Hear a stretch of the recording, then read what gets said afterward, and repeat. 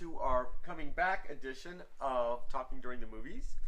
This is Tony Whitten, boy wonder and puppeteer and kind of movie aficionado, and it's always my pleasure to talk with him here. Excellent, thank you. And this, of course, is Louie, who is an actor extraordinaire, motivational speaker, and overall wonderful, enjoyable person. Well, there you go. All right, welcome back. And this week we are doing The Avengers, Age of Ultron.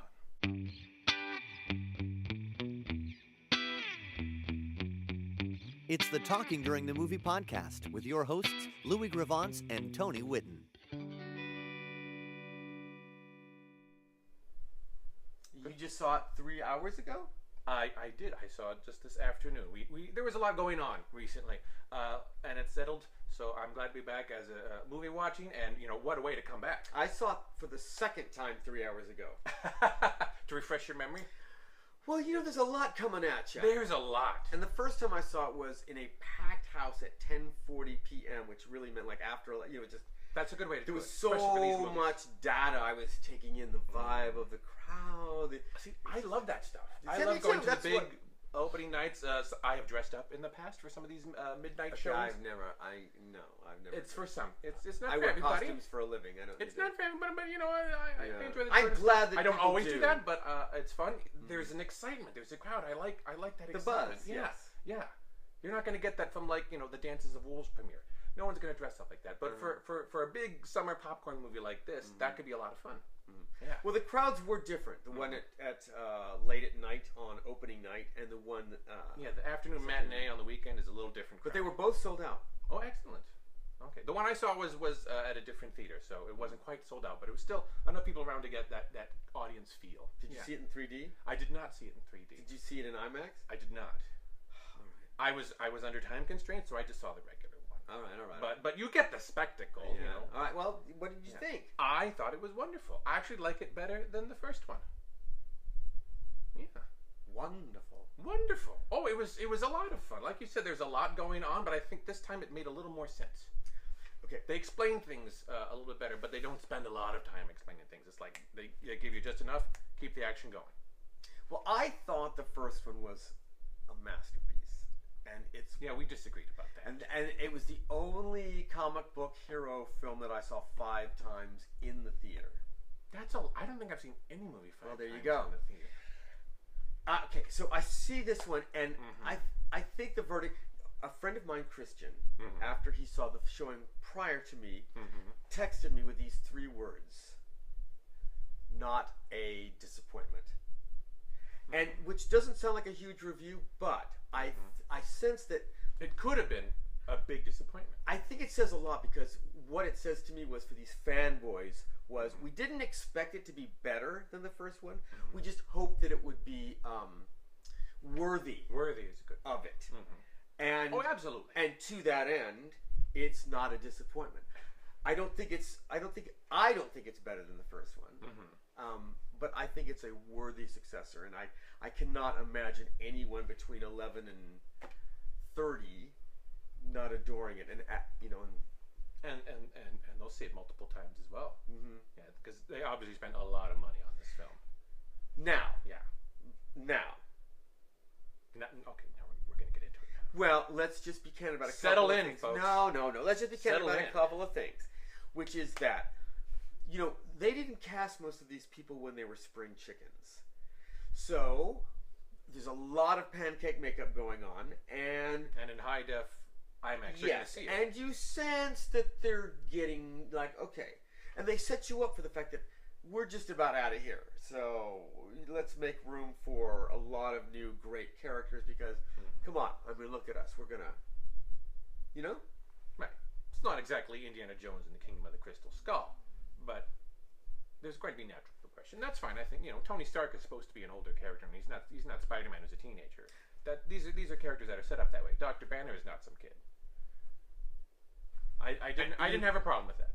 Okay, well, I'm just saying, though, as far as how long these particular stars can do these particular roles. Well, Marvel loves a reboot. So if these guys ever get too old, they're going to do what they did with Fantastic Four. They're going to bring in 19-year-olds, and they're going to relaunch the Avengers probably in about 4 years. Do you think that their product has become more consistent since Disney's been part of that family. That consistent? Yes. Well, this happened. Well, I think they were setting up the long game before Disney came along, and maybe Disney's vision was, we see what they're doing, we like it, we want to be a part of it because they're making tons of money and they're doing it right. Because it paid off for Marvel. These films feel very much the way the Disney parks used to feel, which was that you really sense that not only were people going to a lot of trouble and caring a lot, but you had the sense always that you were getting as much as they could give you. There was nothing lazy or sloppy at all. And the same is true with these films. They might not be your particular cup of tea, but it would be impossible not to state that, you know, they're going for it and they're trying. Nothing lazy. No, everything was done really, really well. And what surprised me, maybe not so surprising, was the story, the characters. It wasn't just action, shoot 'em up, blow things up, or set up a villain and then how do we defeat the villain. There's a lot of story development and there's a lot of character development going on. There's some neat things in there like, oh wow, I'd like to see where that goes. Well, because you know there's going to be a sequel and they give you plenty of stuff to feed that sequel. The timing is right because it is sort of the villain du jour right now, which is artificial intelligence. That's, you know, it used to be the Russians, you know, then it was radiation, and then Arab terrorists, and now it's a technology. It's AI. And there's been lots of movies with this theme, and this one incorporates it and does it really well. Oh, very well. Yeah. And I thought James Spader, who was always excellent, did a wonderful job embodying this artificial intelligence. Ultron. Yeah. It's really, 15 minutes too long. They all are. Probably. Yeah. Again, they all are. Yeah. You think? I think, and it's kind of this Man of Steel and Dark Knight Rises, where they have to make it this huge battle, and they kind of fall in love with it. So they see what all they can throw in it. Do we have any extra money lying around? Let's put in this shot as well. Yeah, I feel like it does drag on just a little bit, especially the final battle. Yeah, there's the single most impressive thing to me about these movies is that they manage to please a lot of different interests. You have a fan base that this is like a liturgy to them.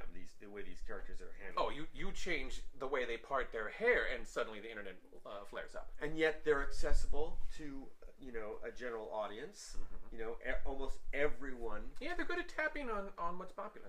And the other thing, unlike the Spider-Man movies, where the CGI is such a star of the film, that you never sense any danger because you always feel like you're watching an animated cartoon. Now this uses CGI biblically, but yet you still are engaged and still have a sense of danger. Right. Even though there are entire sequences that have to be completely animated. Oh, absolutely.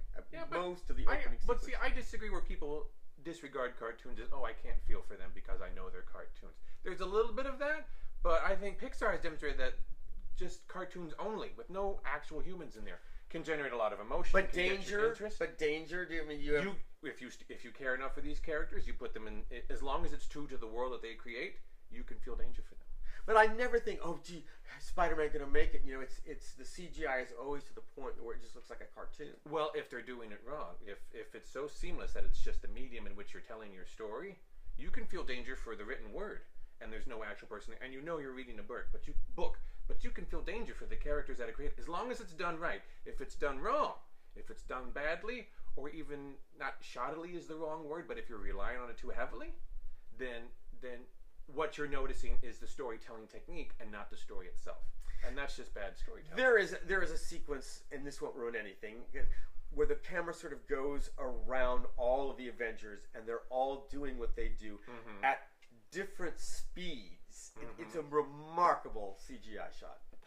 And you can tell it's just where it's cut and paste, where you couldn't possibly get a shot like that. No way, with people hurtling themselves. Oh, right. You know, it's just pretty great. Very well done special effects, but it's supporting a good story. Really excellent. It would have been so easy to have created a disappointment. Right, just pile stuff on, and this is what worked last time. But excellent villain, excellent character development, and just good storytelling, where the CGI didn't get in the way, where it actually, for once, enhances the story. No, I'm not a fanboy, and when they did the little Easter egg at the end, the audience took a gasp. So I don't know what that means. I don't know who that character is. I believe he was introduced in the last Avengers. Yeah, just fleetingly. Yeah, again, I'm not terribly familiar with the Easter egg character, but I knew enough to know, like for the fanboys, that would light up. And it did. Boy, I know enough to go. Palpable. And there's some tie-ins with some other movies as well that Marvel has done. So it's all they've been very masterful at building up.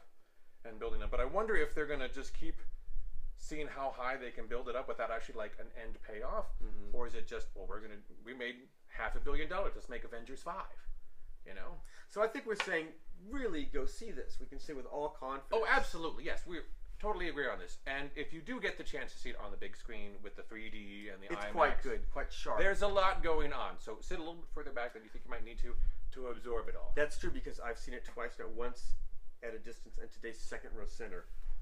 And it was a little bit harder to take it all in. Yeah, there's so much going on. It's like if you go to see like La Nuba or something, you don't want to sit in the front row because there's a lot going on all around. It's like a Broadway show sometimes. You need a little bit of a perspective on it. Yeah, pull back a little bit to get the whole picture because there's a lot. Now, before we close, I'd like to deviate very quickly about something. Did you see the special preview, which was for Tomorrowland, which was basically a 7-minute sequence of the motion picture? Yeah, Yeah, that was in front of our movie as well. Okay, I thought that was a very risky thing to do. They showed a lot. And I've been a big fan of this movie, but I got to tell you, the opening audience that I saw it with, the first night, seemed a little nonplussed by it. Yeah? Yes. Well, I think they went this way because of the movie it was in front of, with the Avengers, where they know there's going to be a lot of action, a lot of zim pow. They want you to believe that it's national treasure under Disneyland, I guess. And that's the other thing, is they refuse to show Americans what they're showing everybody else in the previews, which is that this all takes place a lot under Disneyland. That there's this passage under It's a Small World, that takes them to this great spoiler alert. Well, you see it in a preview. Now they don't have to see it, Louie. Well, go on freaking the internet and just put in Japanese trailer, and I prefer it myself, but although friends that I trust say it's sort of self-referential too much. But anyway, I just think it's weird that they don't want to show American audiences a lot of the whole Disney thing. Okay, that's what I'm saying. That might be. It's obviously a marketing strategy on purpose. Clearly, it's a choice. Americans don't like to know too much ahead of time. They always have to do like spoiler alerts and stuff. They always have to, or at least they don't want to know too much before they're ready for it. I don't like watching too many of the later trailers. I'll take a teaser trailer because they just show that's what I was just about to say. But I don't want to learn too much. Even like for these big action movies, if you go and like buy the action figure, sometimes the card on the back gives away like plot points or things. The CD for Star Wars, cereal boxes, stay away from them. They'll give away too much. The CD for Episode 1 had like Qui-Gon's noble death. I'm like, why would you put that on the CD? Why couldn't you say like funeral for a friend? Because someone's gonna die in Star Wars. But did you have to spell out who and based on the track where in the movie that's gonna happen? I have no idea what you're talking about. But fans know. Clearly, it's okay. And just so you know, the thing that we have in America now, where they give away almost all of the plot at record speed and flash, and let's tell you exactly what the whole. I don't like that. Do you know who the father of that is? Honestly, Walt Disney. Jeffrey Katzenberg. Jeffrey Katzenberg. Jeffrey Katzenberg was a huge influence on selling motion pictures that way. He was basically throw the entire plot at them and I don't think hits. My rule would be you can't show anything from the last 20 minutes of a movie. Can't show anything. Yeah, leave that for the people who are actually paying for the movie. Yes, you've got to get them into the seeds, but don't give them something. Say a little something. I think that this episode has not only been informative, but I think possibly enriching. Absolutely. That's why we're here. Our whole goal is to enrich your lives, so you know what to go see. Yes, you know what to skip on. But definitely go see this movie and have a frame of reference about. Yeah, go see it. And that means you have to watch 9 bring movies a before you get to this if movie. You want, just and go see it. This is not a movie to see at home. No, get out. You do gotta go out and get a babysitter, get a dog sitter, something. That's right. It's about 2.5 hours, not quite. But the preview is going to be like 30 minutes. Yeah. So, All right, this has been Tony. This has been Louie. And we'll see you again at Talking During the Movies. Thanks for watching.